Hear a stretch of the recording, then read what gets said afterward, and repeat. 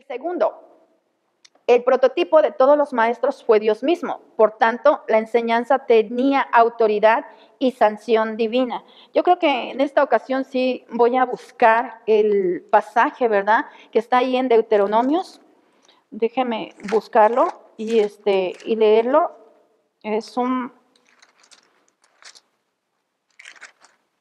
pasaje bastante conocido y sí quiero leerlo porque es clave, este pasaje es clave. Entonces, Deuteronomios, voy a leerlo desde el 6, del 1 al 9, lo que ya les había comentado, el Shema, y dice: estos pues son los mandamientos, estatutos y decretos que Jehová vuestro Dios mandó que os enseñases, para que los pongáis por obra en la tierra a la cual pasáis vosotros para tomarla, para que temas a Jehová tu Dios, guardando todos sus estatutos y sus mandamientos que yo te mando, tú, tu hijo, el hijo de tu hijo, todos los días de tu vida, para que tus días sean prolongados. Oye pues, oh Israel, y cuida de ponerlos por obra, para que te vaya bien en la tierra que fluye leche y miel, y os multipliquéis, como te ha dicho Jehová, el Dios de tus padres.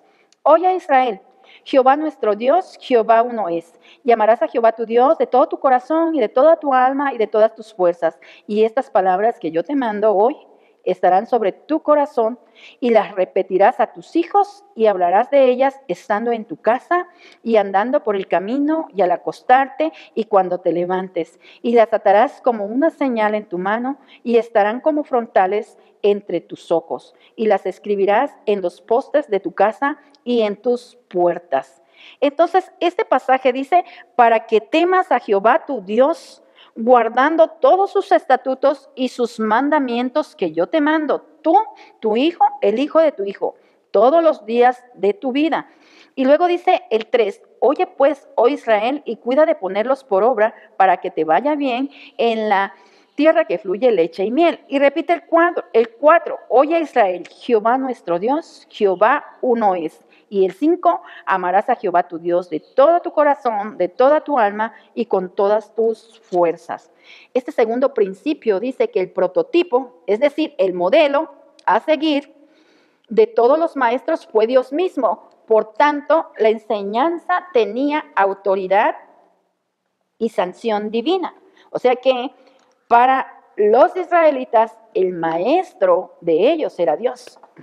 Los profetas eran los vehículos, los medios que Dios usaba para enseñarles, que Dios usaba para instruirles. Entonces, como las enseñanzas, el mensaje venía de Dios, por lo tanto, tenía autoridad y sanción divina, y Dios era el gran maestro por la eternidad, o el maestro de la creación y de las criaturas, ¿verdad? Entonces, este es el segundo principio. El prototipo de todos los maestros fue Dios, por lo tanto, la enseñanza tiene sanción y autoridad divina. Hoy en día, al igual que los israelitas, el gran maestro sigue siendo Dios mismo, ¿verdad? Vamos a verlo más adelante en mi unidad 2. Estaré hablando de Dios como nuestro gran maestro y de nuestro Señor Jesucristo como nuestro modelo, ¿verdad?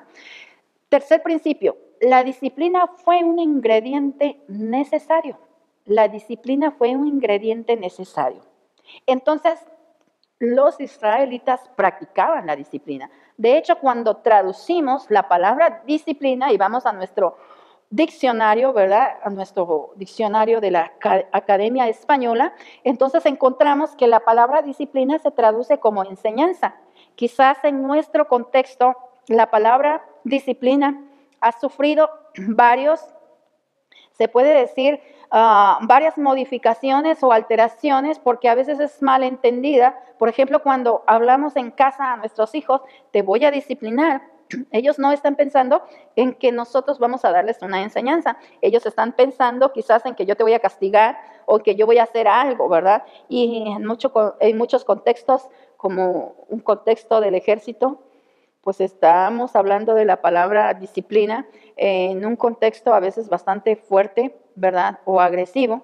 Y ese contexto lo traemos a veces a nuestras aulas, a nuestras casas, a nuestras familias. Pero cuando estamos hablando de la disciplina, estamos hablando de enseñanzas, de enseñar. De hecho, en Efesios 6:4, ¿verdad? Hay un pasaje ahí que debemos instruir a nuestros hijos en la disciplina del Señor. Y está hablando que debemos enseñarles, debemos darles instrucciones, debemos darles educación. Entonces, la instrucción, la disciplina era bien importante. Claro que en la educación hebrea, ¿verdad? La disciplina, y más adelante vamos a ver en la educación judía, se empezó a exagerar. Pero la disciplina fue necesaria. Dios entregó al pueblo de Israel leyes. Dios entregó el decálogo para que el pueblo pudiera vivir en armonía. Cuando respetamos y seguimos las normas o seguimos los decretos o seguimos entonces las instrucciones de Dios, entonces nosotros vamos a vivir en armonía.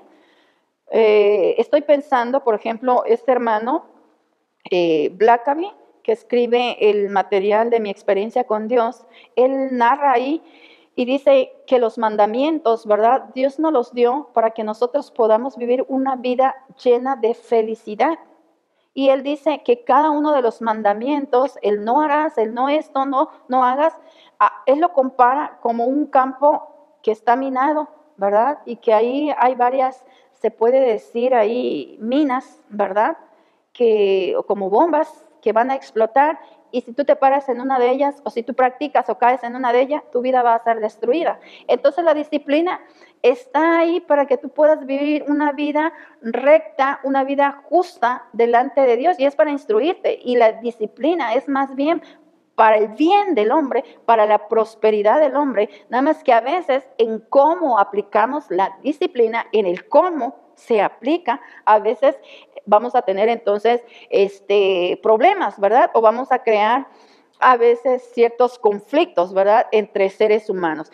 Pero los hebreos tenían la disciplina. Y pues, repito, Éxodo 20, Levíticos 19, 1 y 2 y Deuteronomio 5 nos hablan de normas. Y cuando vamos a Levíticos, vamos a ver que tenían varias leyes. Y esas leyes entonces fueron entregadas a ellos para que como pueblo de Dios se identificaran y vivieran bajo las instrucciones de Dios. Recordemos entonces qué disciplina es instrucción, también es formación y también es transformación, ¿verdad? La disciplina también se traduce como enseñanza. Entonces,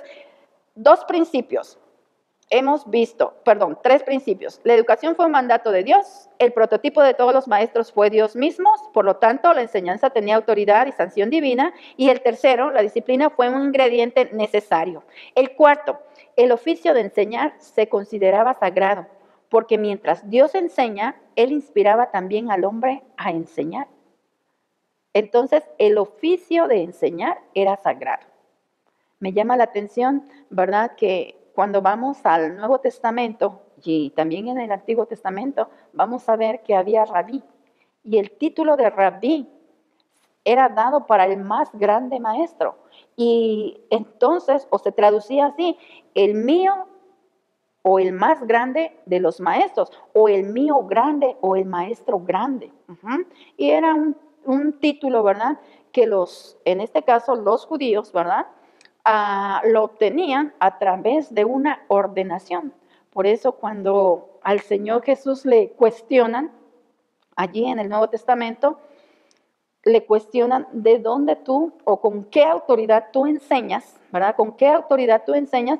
Pues se estaban refiriendo a quién, ¿verdad?, qué maestro le había ordenado. Entonces, tenemos que desde los hebreos, el oficio de enseñar o el maestro era bastante respetado. Más adelante vamos a ver que en la educación judía, ¿verdad?, cuando un maestro estaba en peligro, su vida y al mismo tiempo la vida del padre, ¿verdad?, y había que salvar a alguno de los dos, pues a quien se tendría que salvar primero sería la vida del maestro, porque el oficio de enseñar se consideraba sagrado, porque mientras Dios enseña, Él también inspira, ¿verdad?, al hombre a enseñar. Y un quinto principio, la instrucción de los niños empezaba a una edad muy temprana. El principio fundamental para la enseñanza, especialmente de los niños, fue enseñar poco a poco y desde una edad muy temprana. No estamos hablando que se van a levantar a las 5 de la mañana para enseñar, ¿verdad? también se vale, especialmente las actividades cotidianas de enseñanza, pero sí estamos hablando de que la instrucción de los niños empezaba a una edad muy temprana. De hecho, desde que estaba con los padres, ¿verdad? Se tenía que empezar entonces a instruirle. Y hoy en día yo creo que debe de ser así. Se le pregunta a un maestro desde cuándo o cuándo podemos empezar a educar, ¿verdad?, a un hijo. Y entonces ese maestro pregunta desde que tiene 20 años, ¿verdad? Antes de que vaya a ser padre, se le tiene que empezar a educar, ¿verdad? Entonces, la instrucción de los niños empezaba a una edad muy temprana y el principio fundamental para la educación, especialmente de los niños, fue poco a poco. Entonces, no vamos a educar o no vamos a enseñar o instruir de manera, se puede decir, dándole todo. No, con los niños y aún con los adultos y con cualquier tipo de persona, la enseñanza debe ser poco a poco, o llamamos dosificar. Dosificar. Por eso estamos dosificando nuestra enseñanza en esta materia. Tenemos unidades y cada unidad está dividida en subtemas. Ahorita estamos con el tema, ¿verdad?, los principios de la educación hebrea. Y tenemos entonces 5 principios. Uno de ellos, la educación, es un mandato de Dios. El modelo es nuestro Dios mismo. La disciplina formaba parte de esta educación o era un ingrediente necesario. El oficio de enseñar, es decir, el maestro, su oficio era sagrado, ¿verdad? El maestro tenía que exhibir grandes cualidades morales, ¿verdad? Morales y también intelectuales. No cualquiera era maestro, había una preparación para los maestros, ¿verdad? Y también cuando se instruía a los niños, había que comenzar desde temprano, a temprana edad, y hacerlo de una manera dosificada o poco a poco. Entonces, el mandato docente en Deuteronomio 6, 4 al 9, requiere pasar los mandamientos divinos a la siguiente generación. Su meta final es promover un amor a Dios y el servicio a Dios que se exprese en lealtad y obediencia intencional. Amar, ser obediente, guardar los mandamientos de Dios, prestarle atención y escuchar la voz divina y servir a Dios. En sentido último, Dios es el maestro en la educación bíblica. Dios es el autor y revelador de toda verdad y tanto maestros como estudiantes están entonces bajo esta verdad. Entonces, estos son los 5 principios bien importantes de la educación hebrea. Y mi pregunta de reflexión que te quiero dejar, ¿verdad?, al terminar este tema es: nuestra educación en nuestras iglesias cristianas estarán establecidas, afirmadas o fundamentadas bajo este principio. ¿Es Dios? ¿Es la educación se puede decir, una orden, una obligación o es una opción? ¿Es Dios el modelo a seguir o son otras personas?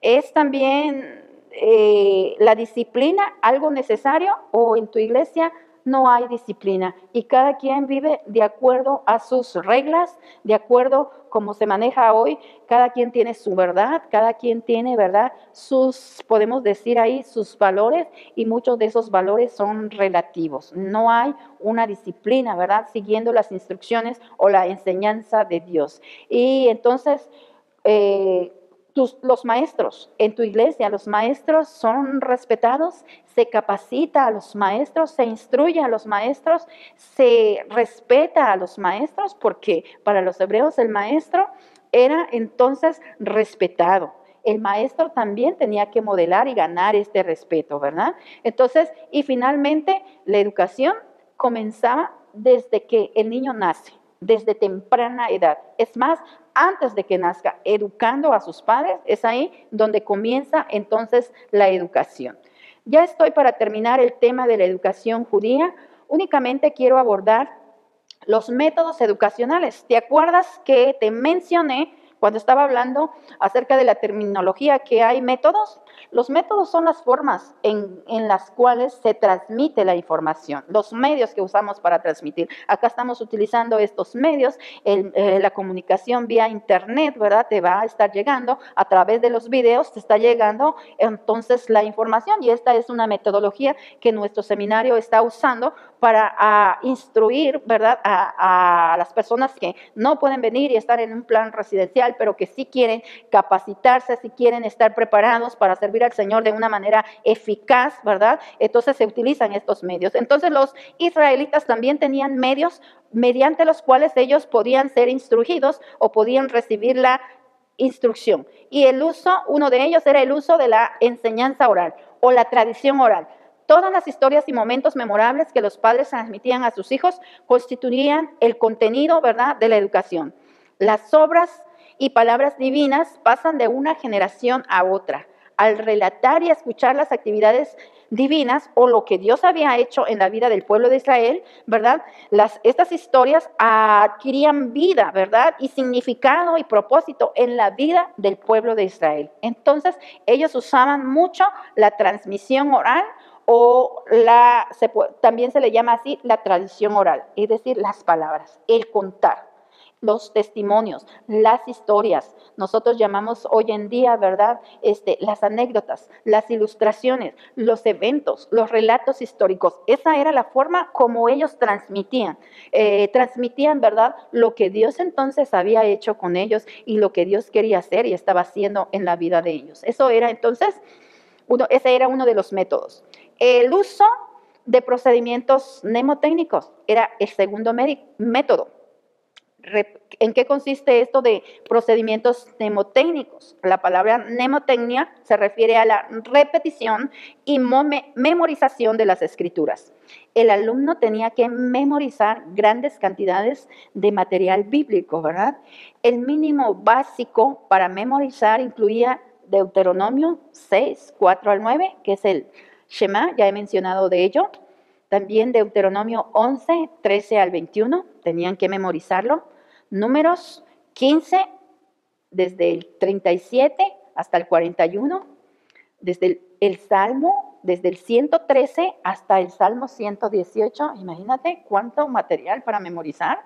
Génesis, desde su capítulo 1 hasta el 5, tenerlo de memoria, pues para que conocieran toda su herencia, de dónde había venido, ¿verdad? Todo lo que Dios había hecho, porque eso es lo que narra allí Génesis desde el 1 al 5. Son los capítulos, no estoy hablando de los versículos, ¿verdad? Génesis 1, 1 al 5, no, estoy hablando de capítulos, grandes porciones tenían los jóvenes y los niños israelitas que memorizar. Levítico 1 al 8, y entonces ellos practicaban mucho eso, el memorizar, ¿verdad? Las escrituras, a eso se le llama, tenían un sistema de repetición y memorización.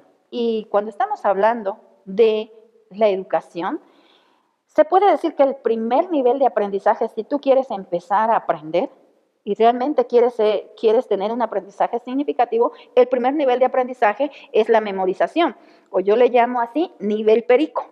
¿Por qué nivel perico? Porque nada más repites sin comprender. Ese es el primer nivel, pero el segundo nivel del aprendizaje es la comprensión. El tercer nivel ya es cuando aplicas memorización, luego comprensión, aplicación, luego viene otro nivel, análisis, después síntesis y después evaluación. Entonces los israelitas aprendían por el nivel memorización, pero también aprendían y pasaban al siguiente nivel que era comprensión y aplicaban, ¿verdad? Lo que entonces Dios les mandaba a través de lo que los profetas les transmitían. Entonces, la repetición y memorización era un método para se puede decir, asimilar el contenido o para ser educados. Entonces, tenemos dos métodos, la tradición oral, contar, y tenemos el otro método que es la repetición o memorización. En culturas orales, es decir, en culturas donde no saben leer y escribir y nada más practican la oralidad, que es como en el tiempo que nos toca acá estar abordando en la educación hebrea, en ese contexto, ¿verdad? Y en ese tiempo, entonces la tradición oral o el uso de parábolas, ¿verdad? Para la instrucción moral, entonces, y la memorización son los métodos principales y son los más funcionales. Entonces, aquí tenemos, ¿verdad? Los métodos de la educación, entonces, hebrea, en dos métodos, por mencionar nada más. Ok, quiero irme rápidamente a los maestros. Ya he hablado de los maestros, ¿verdad? Ya he hablado, así es que nada más quiero hacer una mención de los maestros. No quiero entonces profundizar mucho con respecto a ello porque ya hice varias, entonces, menciona esto. Ok, entonces los primeros maestros en la educación hebrea son los padres.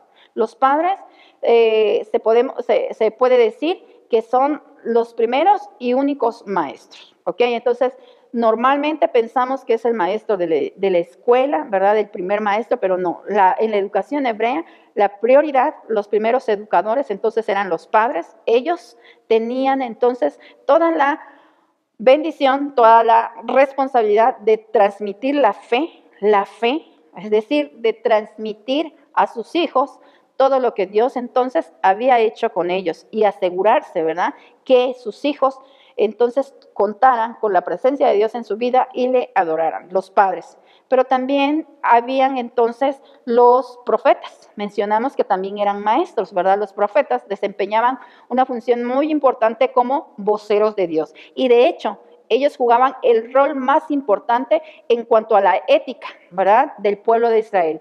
Porque si el pueblo de Israel entonces obedecía las leyes, las enseñanzas, las normas que Dios estaba, los mandatos, decretos, estatutos, que es como describen, ¿verdad?, normalmente las escrituras, entonces el pueblo prosperaba y hallaba la bendición delante de Dios. Si hacían entonces lo que contrario, entonces el pueblo, ¿verdad?, normalmente recibía la maldición o no le iba bien, no había prosperidad. Entonces los profetas también eran maestros. También hablamos de los reyes, también de los reyes en el aspecto social o en el aspecto político religioso. También hablamos de los sacerdotes.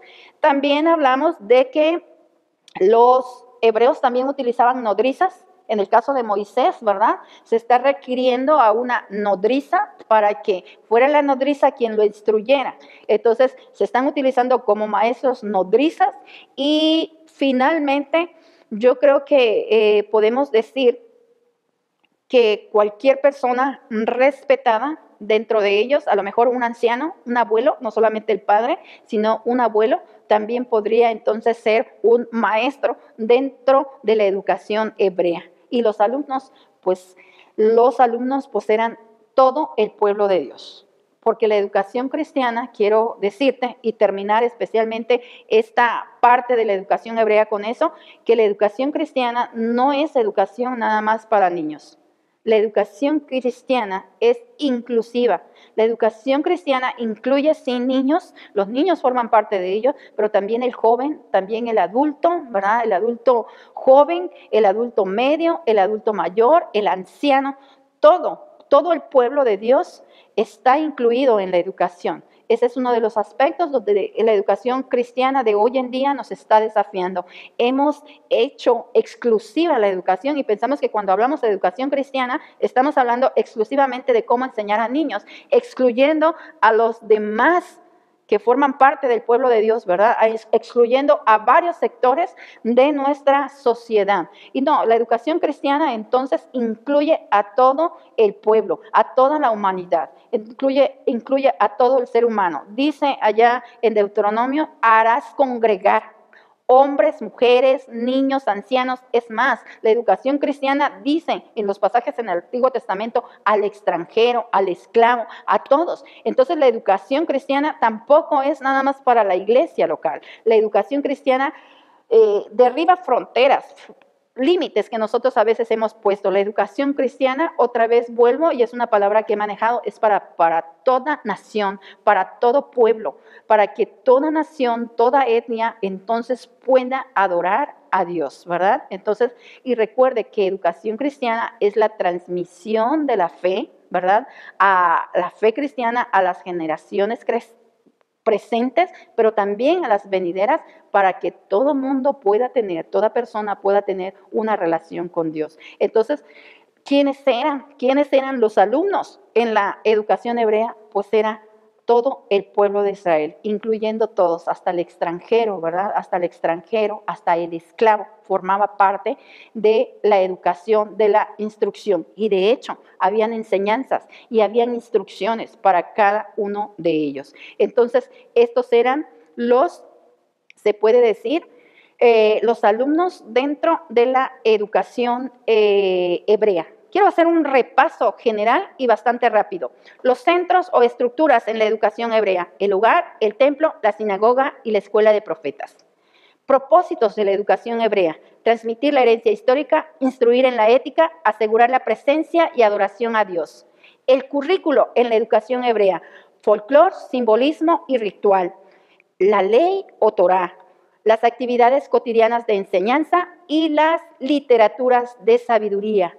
Principios educacionales en la educación hebrea: la educación fue un mandato directo de Dios. El prototipo de todos los maestros fue Dios, por lo tanto, la enseñanza tenía autoridad y sanción divina. Tercer principio: la disciplina fue un ingrediente necesario. Cuarto, el principio de enseñar se consideraba sagrado porque mientras Dios enseña, también Él inspiraba al hombre a enseñar. Y quinto, la instrucción de la niñez empezaba a una edad muy temprana y la enseñanza tenía que llevarse a cabo poco a poco, es decir, de una manera dosificada. Métodos: el uso de la enseñanza oral, el uso de procedimientos mnemotécnicos. Maestros: los padres, el profeta, el sacerdote, el rey, la nodriza y otras personas que representaban entonces alguna autoridad dentro de los hebreos. Entonces, es mi oración que al estudiar todos estos aspectos o factores que incluye la educación hebrea, tú puedas tomar parte de ellos y hacer una comparación con cuáles son los factores, ¿verdad?, que tu iglesia está incluyendo en la educación que hoy en día están manejando, y al hacer esa comparación, ese análisis, tú puedes reflexionar, y si en algunos tenemos que regresar a la educación hebrea, tú puedas hacer esas propuestas, puedas hacer esos ajustes, puedas hacer esas modificaciones, ¿verdad? Entonces, esto es la educación hebrea, ¿verdad?, como predecesora de la educación cristiana.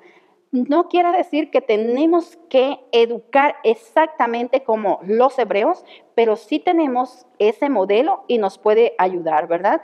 Más adelante, en la siguiente clase, estaremos abordando la educación judía.